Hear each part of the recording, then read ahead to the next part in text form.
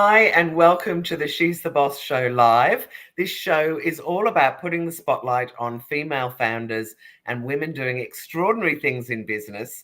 And I'm absolutely delighted to be able to showcase my great friend who came to Bali with me and is an incredible businesswoman, Pam McDonald. Welcome, Pam. Thank you, Jewel. It's great to be here and awesome to share time with someone who is also doing great things and uplifting women. So go you. Oh, God, love you. You're gorgeous. Okay, so this is all about you. Let's start off by telling everybody, what is your business called and why do you do it? Nice small question. Let's start with the good ones. It's called Broadspring Consulting. Right. And why I do it is because there's so many times when I talk to people and they talk about the problems that they're having with people at work, and the solutions just seem obvious to me. And I thought, I've got to actually get out there and help people because I want to leave a legacy of people being better and being able to be their best. And if my work experience and my consulting skills and my coaching and my training that I deliver through Broadspring, if that can help, then that's got to make the world a better place. And that's what I'm here to do. Oh, so how do you help people? Like, what do you actually do? You haven't said what Broadspring does. No, well, Broadspring, it's interesting. It is. And some people get really caught up on the name, and I say, look, no, it's a broad range of things that I do, but effectively it's coaching one-on-one and in groups. It's training to upskill people, and I do HR consulting because I've got a lot of experience as a senior HR executive. So what kind of people? How are you helping them? So what kind of people and how? Yep. Usually it's people in professional services in white collar roles, Okay. where they've got a team. And I often say to people, where I help is when your business is big enough to have people and the headaches that go with it, but you're not big enough to have an internal senior HR resource, give me a call. Because what I do is I can give them strategic HR advice in terms of setting up proper processes and practices and policies, not a gazillion pages, but let's get it right. I give them one-on-one coaching as leaders to help them plan, prepare, execute. And I also coach and train the leaders in their teams, because I can't tell you how often we promote people because they're technically good at what they do.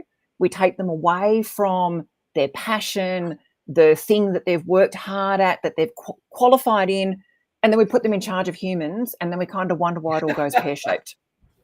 And sorry, we talk about this a bit in small business land because, you can be really, really good at creating widgets or cooking or whatever it might be. And you go, right, I'm going to set up a business. And you don't realize that you've got to have all these other skills.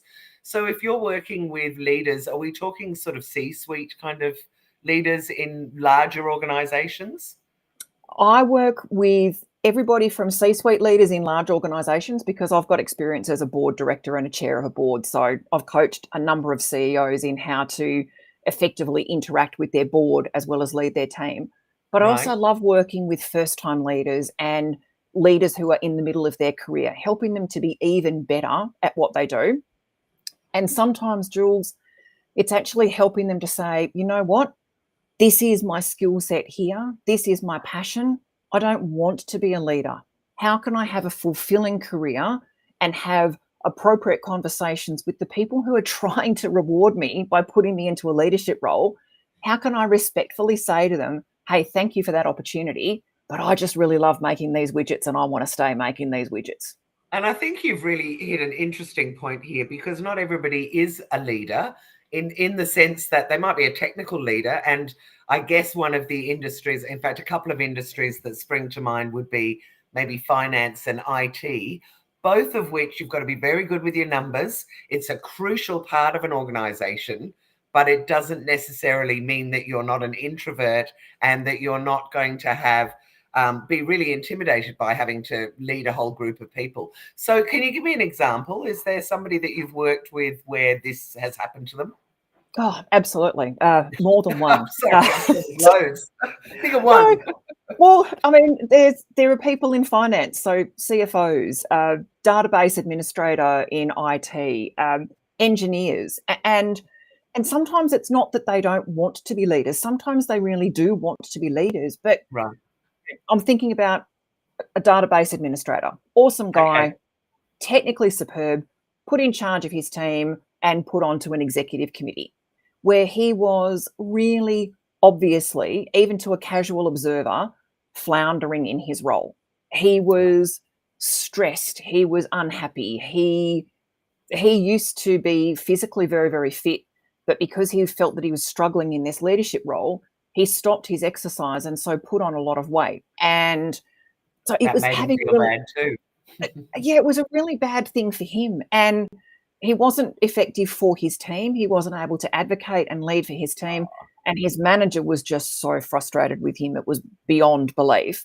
And I helped him to have the conversation with his manager to say, look, I really appreciate the reward and the recognition that you're trying to give me by putting me into this leadership role. It's actually not what I want to do. Can I still be a really great database administrator and be a leader in that field? And they were a huge company. I'm Yeah. talking tens of thousands of employees. And what happened was that he was moved down a level and across into another unit. Yeah. And he's still there. I think that's about 14 years ago. Wow. I mean, it's funny, isn't it? Because we do have a natural instinct, and certainly if you are heading up a big team, that you want to take the gold star people and bring them back up into leadership. But not everybody's comfortable with those soft skills, and it's a different type of skill set that you need really to be dealing with people. Absolutely. And the crazy thing is, Jules, that whenever you purchase a financial product, there's a product disclosure statement, and we hear it on all of the superannuation fund ads. Yeah. Past performance is not an indicator of future results. So why do we look at the past performance of people in technical roles and say, yeah, that's going to make a good people leader?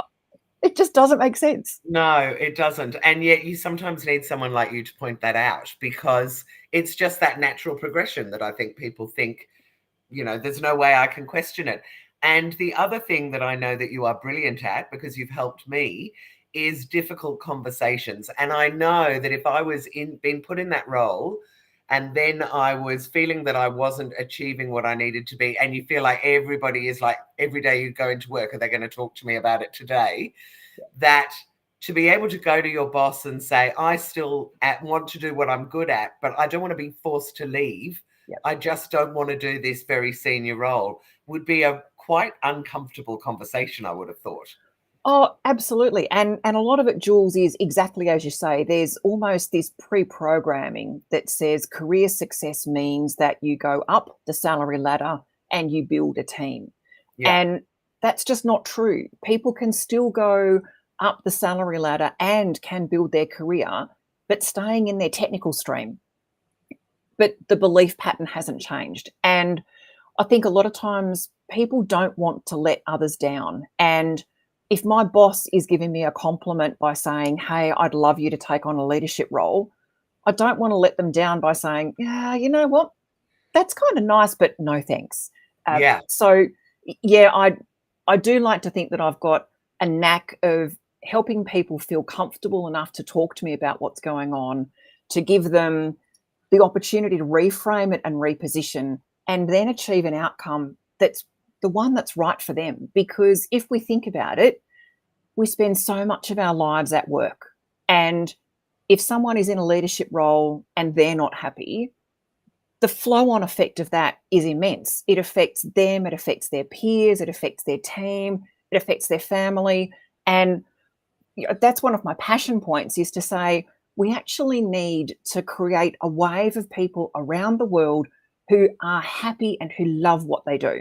Now, we're not going to love 100% of our jobs. I get that. But don't get suckered into following a career path that's not for you.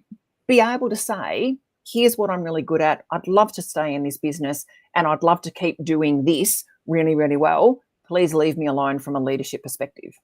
Yeah. I mean, it's really profound, but it's one of those things that until I spoke to you and realized what you do, I'd never really thought about it. And I'm sure I'm not the only one. Was there something that happened in your career at some stage to someone or to yourself that made you go, actually, this is a big gap that I need to jump in and start educating people? Can you tell us that story? I can. I've always been really passionate about people and really wanting to teach and train and coach and help other people. Right. And I remember one manager who we were working in a large organization, and his previous position had been deemed surplus, so the role was made redundant. They redeployed him in to be the leader of the team that I was in. And we were a team of internal trainers. So, running around the organisation delivering training, great days.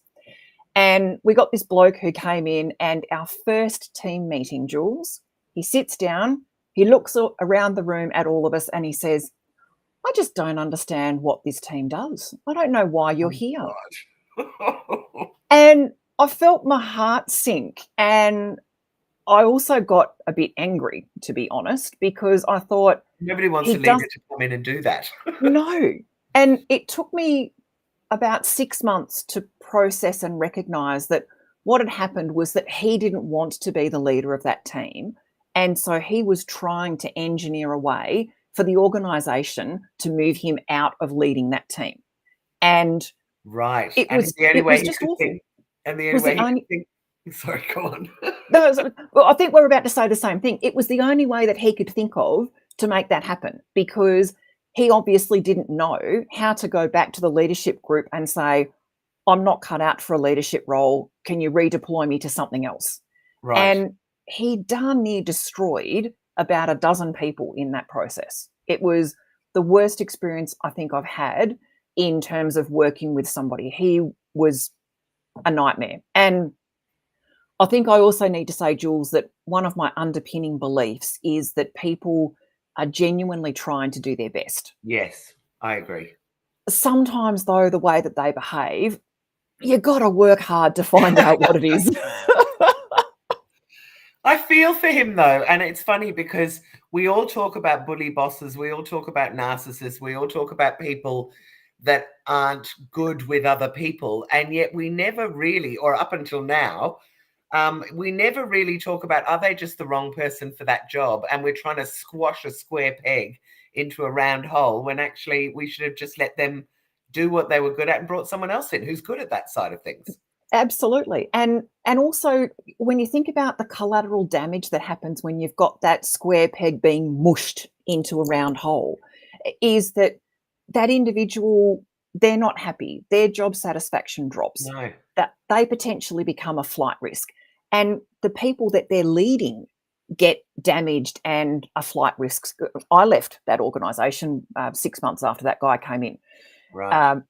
And you think about what happens to the peers and the customers that they're trying to support. I mean, everybody and let's be honest, probably the bottom line as well, because he's not the right person to help them make more money.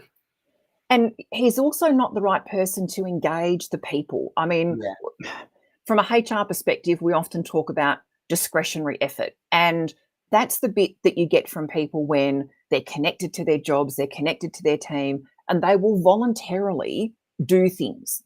Right. If you're not getting people connected to their jobs and not feeling satisfied in their work, what you'll get from them is something close to the bare minimum. Yeah, right. Now, that affects the bottom line, because if you've got somebody who's doing the bare minimum, that's okay. But what happens if you could get 20% more out of them? And it's not necessarily getting more work hours out of them. It's getting their proactive thinking and them coming to you and saying, I'm working on this particular piece for this client. And I remember the last time that I worked with them, they also asked for X at the end. Can we put that in now to save ourselves that rework and that panic at the end? Yeah. Now, that's got to save money, time, energy, passion, all of those things. And by the way, it gives a happy customer, because the customer goes, you know what? They remembered what I asked for last time. That's right. Which is, again, people skills, isn't it? It's about thinking, how can I please them? So if I wanted to work with you, what kind of a company am I, and what sort of industries do you like to work with? So you're probably a company that's got more than 30 people, and I work with the big end of town too. So I've done work with the tens of thousands employees, but usually that sort of 30, 40 to a couple of hundred is a really good sweet spot. Right. Typically white collar professional services. So the people who are really smart, well qualified, they love working with me and I love working with them.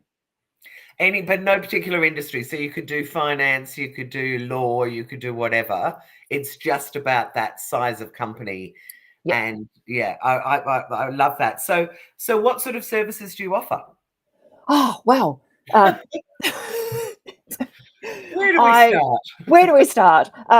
So from a HR perspective, I offer consulting services, quite often projects. So I can go into a firm that's that mid-size and do a health check audit on what systems and processes and policies they've got in place, and then give them that sort of tick of approval that says, yes, you've got what you need. And I can also give them some advice on how to implement it in ways that land with people.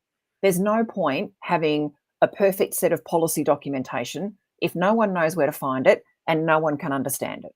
And no one's ever read it. And no one's ever read it. I mean, to me, Jules, the purpose of a policy is to set out what you expect from people and give them guidance on how to do that. Yeah, nice. That's it. Right.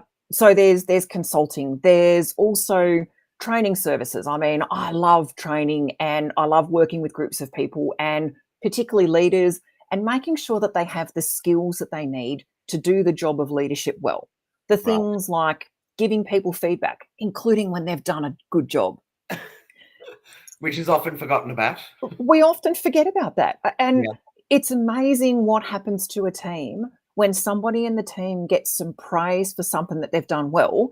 Everyone else in the team goes, oh, okay, I'd like me some of that too. Yes. I'm going to start doing that as well. Yeah. Okay. Efficient for the leader. One conversation, impact across the team. Yeah. Nice.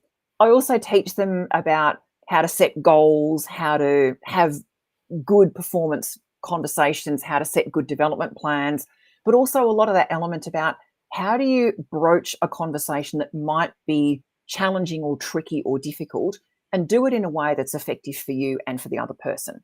And of course, sometimes following on from some of those kinds of conversations, I get into the coaching, which is usually one-on-one, but sometimes with groups as well, in terms of let's get ahead of the problems before they come up and bite you. Which is just so proactive. And of course, for so many people, it's like, I don't even know what the problems will be, so I'm not going to address them. But I think, and you were talking about difficult conversations. I have to say, you've helped me over the last few months with a couple of different things.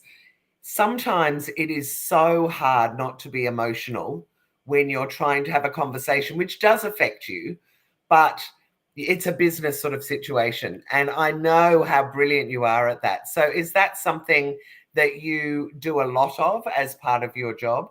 Yeah. Yeah, I do, Jules. And thank you so much for that.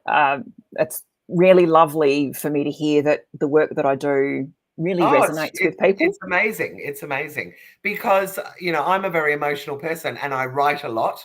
So I often can write things or say things that, maybe are going to upset someone else. And I don't have that sort of higher view that I think you've got, where you can go, you know what, they're not going to bite you if you say such and such.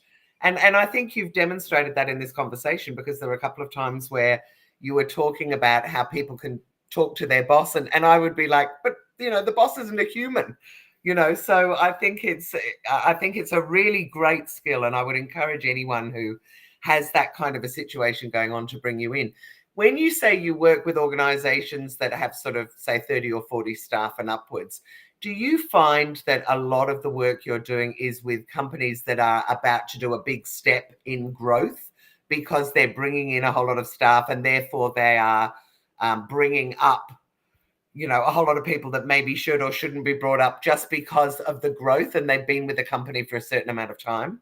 Yeah, absolutely. That does happen. And sometimes also what happens, Jules, is that when they're in that growth phase, they're bringing in a new cohort of people and they suddenly realize, hang on a minute, how do we make sure that this new cohort does things the way that we want things to be done? And it's not about the task, it's the way we get stuff done around here. How do we bring them into our culture, our cohort, in a way that respects them and the diversity of opinion and experience that they bring, whilst also keeping us as a company true to who we are and true to what's made us successful to this point. Yeah. And that's, there's so much that happens organically and naturally. And I do often find myself helping people find ways to articulate that and then enshrine it in their practices so that they can grow and, sure, change along the way, whilst also keeping true to the heart and soul of who they are and, in a lot of cases, more importantly, who they want to be. Oh my God, you say all the magic things that everybody wants to hear, I think. Look, we've got about another 5 or so minutes. Do you want to tell me a story or a couple of stories of where you've worked with a client? I love the story about the guy in IT. Have you got any other juicy stories like that that you can share with us about how you've worked with someone and what the end result has been? Yeah, look, he was thinking that he had to leave, and so I'm super proud that we managed to retain him in the organisation. Okay, they're relieved as well because he obviously was very good at what he did. Oh, absolutely, and he knew how they did things. So, anyway, replacing him would have been really difficult. I did some work with an engineering consulting firm a few years ago, and they had all of the right documentation about their performance feedback process, but it just wasn't working for them. And they asked me if I could review it. And I said, look, I'm happy to review the process and the documentation, but I think the question's actually going to be, why is it that your staff are not happy? Can we find out what it is that's missing in the implementation? Because the paperwork and the process is one thing, but how it actually hits the ground is really the important bit. And they basically said that no one was filling out the paperwork. No one was filling out the online forms. So they had no feedback anyway. So they'd have these great conversations, but that was it. Nothing would ever get done. And so I sat in with them on every single one of their performance reviews. And basically, I was the one who typed the details into the forms. And then as the meeting ended, I'd send the form to the manager and the staff member and say, now you guys review it and sign off, and then it's done.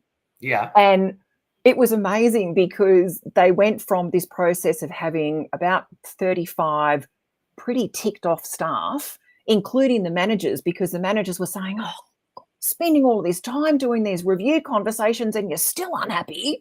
And it was because they were just missing that last little piece in the process. I caught up with them recently and, they're zinging. They've gone through another growth phase and they're just super happy with how things are going because they're now actually following through on the conversations. Okay, but surely if you were sitting in on those conversations, you weren't like a glorified secretary. You must have been, because that's what it sounds like, I just want to say. I'm sure that you were helping the person who was asking the questions as well about how to ask them. And that is a big part of what you do, isn't it? It is. And you're right. And it's funny because how I made it safe for the staff to sort of see this random woman sitting in on the performance review was that I effectively said, look, relax, I'm the typist, it's fine. But what really happened was that I would sometimes ask some follow-up questions of the staff member in terms of, hey, can you tell us a bit more about that? And the coaching of the manager in terms of, look, if this comes up, here's a way to approach it. And we did have one employee who had a tendency to come in and say, look, I've got some feedback from other people. This is what other people are saying. And the manager was a safe way of doing it. And the manager was tearing his hair out. And he said, I know that it's just this guy. And he said, and it's really, really getting on my nerves. And so I gave him some coaching on how to approach that. And look, Jules, you say that you're an emotional person. We are all, like, we humans, we're emotional creatures who think. Like, that's just how we are. So we get into this conversation and I'm looking at the manager and I can see the temperature rising because our employee is again saying, well, this is what other people say and they're coming to me and this. And I thought, I'm here, I'm going to do it. So I said, well, hey, look, it's really great that you've got such a good rapport with the staff that they feel comfortable to talk to you about these things. And I know that you want to be taking on even more of a leadership role. And he said, yep, I do. And I said, so how about, actually, no, that wasn't the phrase that I used. I said to him, wouldn't it be great if, given that you know how approachable the owners of the business are, wouldn't it be great if you could pass that on to the other people in the team as well, so that then you're coaching them and developing them to be able to come straight to the owners? And he looked at me and he said, yeah, I hadn't thought of it that way. Yeah, I might give that a go. And left the meeting, and his manager just looked at me and went, oh. I love you. Oh my God, that is so clever of you. Is there another one? Can you give me one more, and then we will have to wind it up? But I just love your stories because they're so relatable too. I think all of us have been in those situations. Oh, look, absolutely. And I mean, I've got to say that it's important for people to not beat themselves up too much about this stuff. The thing that I have is a little bit of distance, which means that my emotional connection, yes, it's there, but it's not as quite in your face. True. There was another manager that I worked with a while ago, and she asked me for advice on how to have a performance conversation with somebody who'd been doing some things a bit oddly. So we talked through the process, and I could just hear in her voice that whilst she'd asked me a question about the process, that it wasn't actually about the process. And so I said to her, that's the process. Is there something else? Yeah. And she just opened up and she said, this person is physically very different to me. It was a male who was very tall, and she was quite petite. And what had happened was that it was actually bringing up some past experiences of hers where she'd felt very vulnerable in the presence of a man. Right. And so I said to her, look, I'm really grateful to you for sharing that with me. What we need to do is to factor that in. So when you're having these conversations with this guy, what I'd really like for you to do is to make sure that you are always sitting closest to the door. Because in the back of your mind, what that means is that that's telling you that you can leave if you start to feel uncomfortable, and you can leave easily. Ah, clever. Right. And so she had the conversation. She rang me and she said, it didn't go anywhere near as badly as I thought that it might. And she said, I can't tell you how much more relaxed I was just by sitting near the door. She said, I just had no idea. I wouldn't have thought of that. And I said, it's because of the way that our brains have evolved. The good old amygdala is the reptilian brain right there at the base, and it's still our fight, flight, or freeze response. And it still responds to anything that makes us a little bit afraid, as if it's a T-Rex on steroids. Right. So what happens is that if we're about to have a conversation with someone and we're thinking, gosh, I don't know if this person's going to get upset with me, the brain says, oh, got to react as if there's a T-Rex coming at you. Right.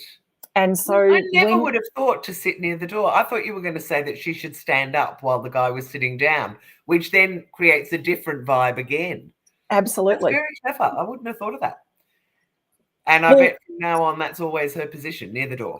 It could be. And Jules, I've worked with a lot of different companies over the years. I've also done a lot of study in terms of neuroscience and the brain.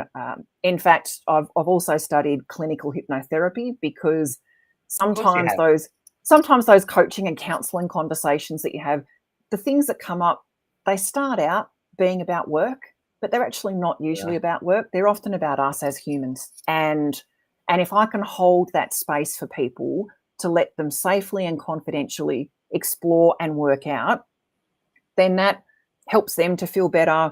It helps them to do better, and it makes them more effective in the workplace and makes the world of work a better place to be. Oh my God, I just wish I could have one of you in my back pocket, and I would say any organization out there should have one of you to just be able to help them. So yeah, the work you do is fantastic. Having said that, let's assume that there are some people watching that go, oh my God, I love that woman. How would be the best way that they would get in contact with you? Look, the best way to get in touch with me is to send me an email, which is pam@broadspring.com.au. Yep. Or find me on LinkedIn. I'm Pamela McDonald on LinkedIn, because I've got my account verified. Or give me a call and say that you saw this podcast and mention Jules, and my number, it's on my website, but Yeah, 0438, 0438 843 970. Okay, fantastic. Pam, I don't even know how to say thank you. You are just such a delight to talk to. You're so smart. You've definitely got that EQ nailed. So thank you very, very much. I hope that anybody who's been watching has enjoyed this conversation as much as I have, because I just think Pam's great. I just want to do a huge shout out for Eve John from Boardroom 51, who is helping women get their first boardroom role. And if that's something that you'd like to do, definitely reach out to her. Please also check out she'sthebossgroup.com, which is our website where we've got all our events till the end of the year. You can connect with me on LinkedIn, or you can join the She's the Boss Facebook group. I also coach women in how to have influence, and I mentor and advise women, particularly who are business owners or would like to be business owners. And last but definitely not least, I've recently discovered that only 30% of speakers are women, and I want to do something about that. So I've started a directory at womenspeakers.com.au and a Facebook and LinkedIn group of Australian women speakers. So if you're looking for a speaker, no more excuses about I couldn't find a woman. We want to see equality on the stage. But thank you all very much, and I hope you'll join us next week as well. And Pam,